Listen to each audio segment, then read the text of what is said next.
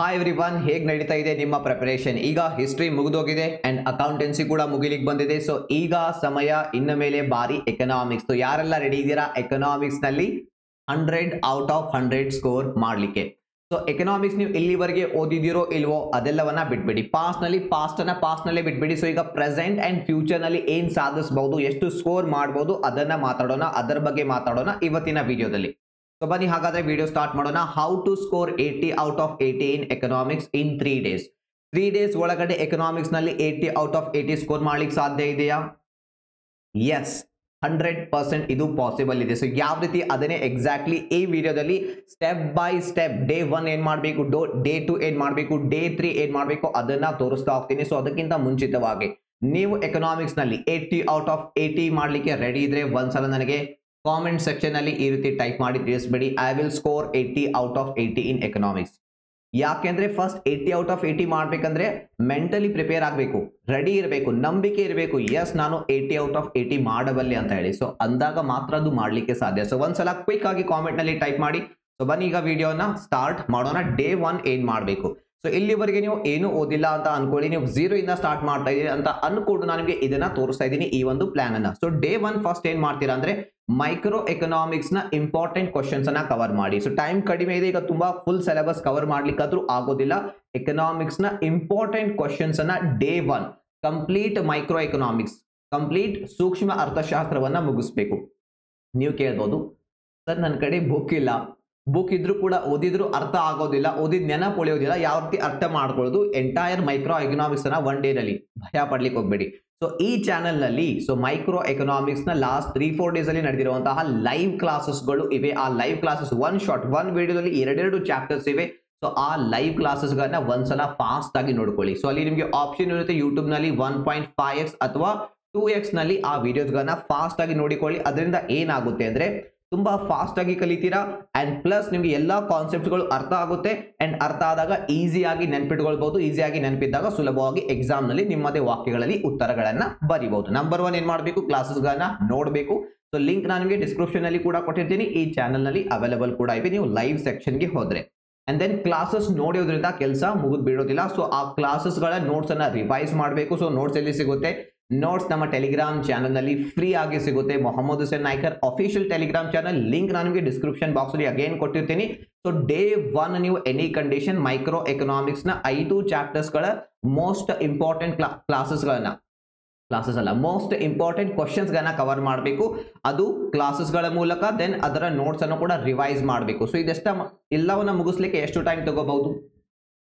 Maximum ಒಂದು 6 ರಿಂದ 8 ತಾಸಲ್ಲಿ ನೀವು ಇದನ್ನ ಎಲ್ಲ ಮುಗಿಸಬಹುದು. ಎಲ್ಲವನ್ನ ಕಾನ್ಸಂಟ್ರೇಟೆಡ್ ಆಗಿರುವಂತಹ, ಫೋಕಸ್ಡ್ ಆಗಿರುವಂತಹ 6 ರಿಂದ 8 ತಾಸು ಕೊಟ್ರೆ ಮೈಕ್ರೋ ಎಕನಾಮಿಕ್ಸ್ ನ ಕಂಪ್ಲೀಟ್ಲಿ ಮುಗಿಸಬಹುದು. ಸೊ ಡೇ 1 ಮುಗಿದ ನಂತರ ದೆನ್ ಬರುತ್ತೆ ನಮ್ಮ ಡೇ 2.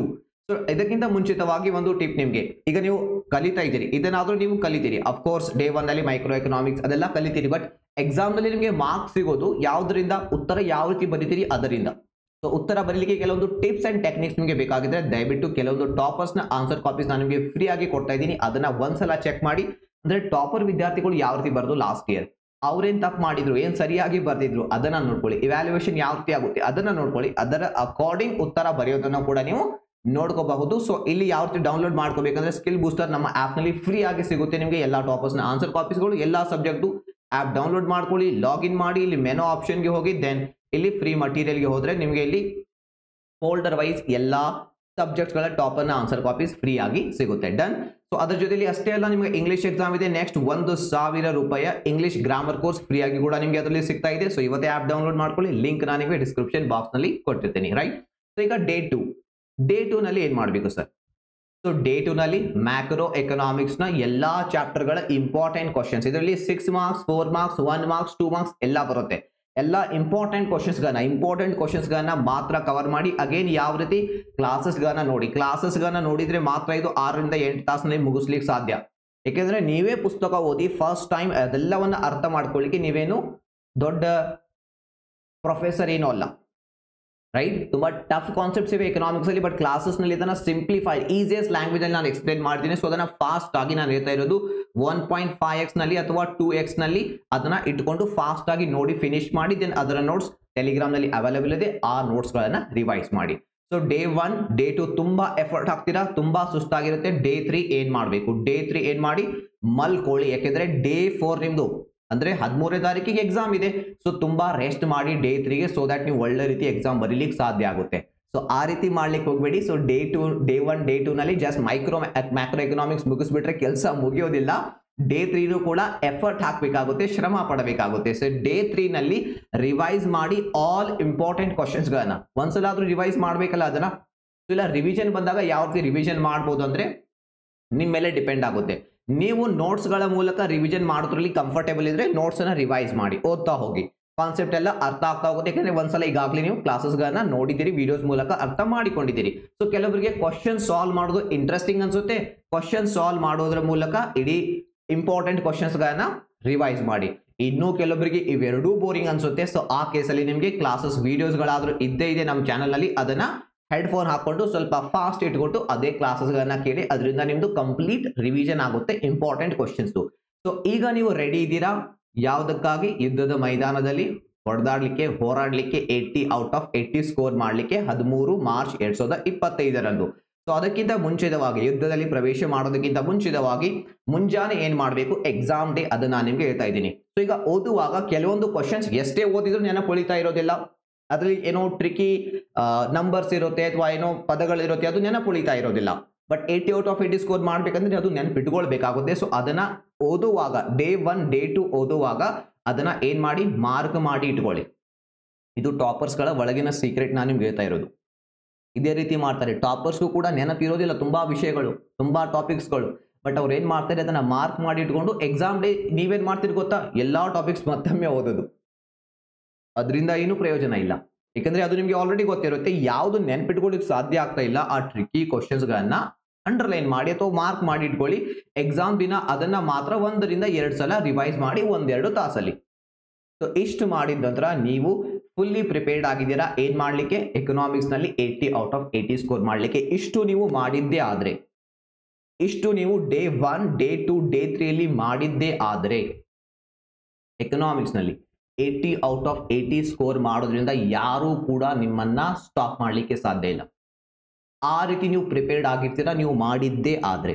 ಸೊ ನೋಡಿ, ನೀವು ಯಾವ ಕ್ಯಾಟಗರಿಯಲ್ಲಿ ಇದ್ದೀರಿ ಅದು ನೋಡ್ಕೊಳ್ಳಿ. ಡೂವರ್ಸ್ ಅಥವಾ ಡ್ರೀಮರ್ಸ್, ಕುತ್ಕೊಂಡು ಕನಸು ಕಾಣ್ತೀರಾ ಅಥವಾ ಕನಸನ್ನ ನನಸು ಮಾಡೋದಕ್ಕೆ ಕೆಲವೊಂದು ಶ್ರಮ ಪಡ್ಲಿಕ್ಕೆ ರೆಡಿ ಕೂಡ ಇದ್ದೀರಾ? ಯಾವ ಕ್ಯಾಟಗರಿಯಲ್ಲಿ ಇದ್ದೀರಾ? ಡ್ರೀಮರ್ಸ್ ಆಗಬೇಡಿ, ಡ್ರೀಮರ್ಸ್ ಆಗಿ ಅದ್ರ ಜೊತೆ ಡೂವರ್ಸ್ ಕೂಡ ಆಗಿ. ಎಪಿಜೆ ಅಬ್ದುಲ್ ಕಲಾಂ ಅವ್ರು ಹೇಳಿದ್ರು ನೀವು ಮೊದಲು ಕನಸು ಕಾಣಬೇಕು ಅಂತ ಹೇಳಿ. ಸೊ ಬಟ್ ಕನಸು ಕಾಣಿದ ನಂತರ ಅದನ್ನ ನನಸು ಮಾಡ್ಲಿಕ್ಕೆ ಸ್ವಲ್ಪ ಶ್ರಮನೂ ಕೂಡ ಪಡಬೇಕಾಗುತ್ತೆ, ಆಕ್ಷನ್ ತಗೋಬೇಕಾಗುತ್ತೆ. ಸೊ ಆ ಡೇ 1 ಡೇ 2 ಡೇ 3 ಅಲ್ಲಿ ನಾನು ಹೇಳ್ಕೊಟ್ಟಿರುವಂತಹ ಸ್ಟ್ರಾಟಜಿಯನ್ನ ಇಂಪ್ಲಿಮೆಂಟ್ ಮಾಡಿ. ಸೊ ಇಲ್ಲಿವರೆಗೆ ನೀವು ಎಕನಾಮಿಕ್ಸ್ ಏನ್ ಓದಿದ್ರಿ, ನಮ್ಮ ಕಾಲೇಜ್ನಲ್ಲಿ ಸರಿಯಾಗಿ ಲೆಕ್ಚರ್ ಇಲ್ಲ, ಸರಿಯಾಗಿ ಹೇಳಿಲ್ಲ, ಅದೆಲ್ಲ ಬಿಟ್ಬಿಡಿ, ಪಾಸ್ಟ್ ಇಸ್ ಪಾಸ್ಟ್. ಬಟ್ ಈಗ ನೀವು ಇಷ್ಟು ಮಾಡಿದ್ರೆ 80 ಔಟ್ ಆಫ್ 80 ನಿಮಗೆ ಪಕ್ಕ. ಸೊ ನನಗೆ ಭರವಸೆ ಇದೆ, ನನಗೆ ನಿಮ್ಮ ಮೇಲೆ ಕಂಪ್ಲೀಟ್ ನಂಬಿಕೆ ಇದೆ. ಈ ಲಾಸ್ಟ್ ಮೂಮೆಂಟ್ ನಲ್ಲಿ ಸಾವಿರಾರು ವಿದ್ಯಾರ್ಥಿಗಳು 80 ಔಟ್ ಆಫ್ 80 ಸ್ಕೋರ್ ಮಾಡ್ತಾರೆ.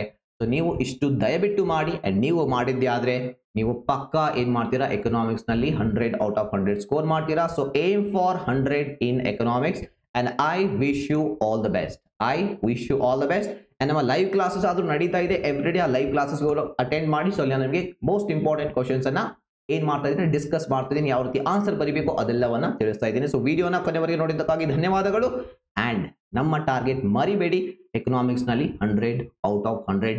And I will see you in the next video.